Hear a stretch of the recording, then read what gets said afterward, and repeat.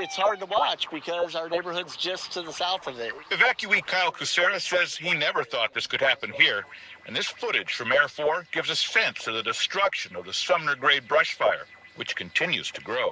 Very surreal. I mean, this is Western Washington. We're not used to this sort of fire situation. The flames are just as impressive from the ground as they swallow entire trees and get so hot they even cause some to explode. And then there are the homes that have burned. First responders are scrambling to keep up, and about 500 residents have been told to evacuate. Multiple road closures and widespread power outages make it even more challenging. I didn't realize it was going to get this thick, so I got my mask, and if I have to, I'll huff it. With the fire causing problems to stack up, the State Emergency Operations Center is now coordinating assistance efforts, and crews from around the region are on the front lines. All these fire agencies coming together to do this for us and be up there battling this thing for, hours on end for complete strangers is just absolutely phenomenal. We couldn't thank them enough, and they're heroes.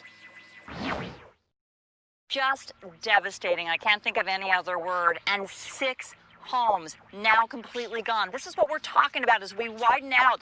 This was a home at this time yesterday, and look at it. It is burned to the ground. I see the water heater here, what's left of a tub. Nothing is salvageable. This is one of 6 homes. And it's not just the house. It's not just the house, it's everything in the house, the car, the RV, the outbuildings he had, the shop that he had, all his world possessions right here lost. And that goes for every property owner affected. Kyle Pearson, who lives right across the street from that property, lost a shed, and part of his yard is scorched. He actually thinks firefighters managed to stop the flame. It was a firestorm and pushed right through. When it was finally under control, 100 acres and everything in its path gone. I looked out. The marshal's office told me it's likely when this tree landed on power lines, they sparked the fire. Most neighbors were like Kyle. They didn't have to be asked to leave. They self-evacuated. The fire and the high winds were just too unpredictable. It took all night and the help of multiple agencies to get the fire under control. 100 people in all evacuated, all of them safely, and not one person hurt. But so many today left with nothing but their determination and resilience. People that live out here, they'll be back. Michelle Esteban, Como News.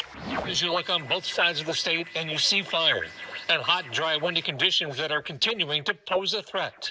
No more so than in the town of Malden, south of Spokane. I just talked to the mayor and city council who told me that it looked like a bomb had gone off. They lost their post office, their fire station, their city hall, their library, and most of their homes.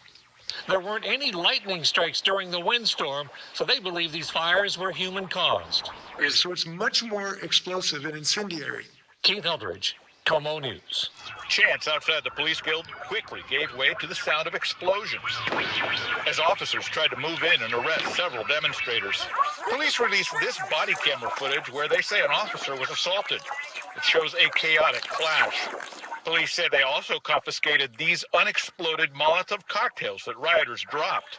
Another video police released shows how these weapons were being tossed in the streets as the group was being pushed back from the Seattle Police Guild building. We are in that building, and we have to worry. We know people have been followed home. Jim Fuda of Crime Stoppers says the restrictions on crowd control weapons leaves officers with fewer options when confronting riots like this. What happens when that goes away is you have batons, fists, and God forbid the firearms. Protesters told Como News they were demonstrating peacefully when officers moved in to clear them, though no one was willing to go on camera. On social media, the event was billed as an anti-police demonstration. Police say they were repeatedly pelted with rocks, bottles, and explosives, but no officers ended up hurt.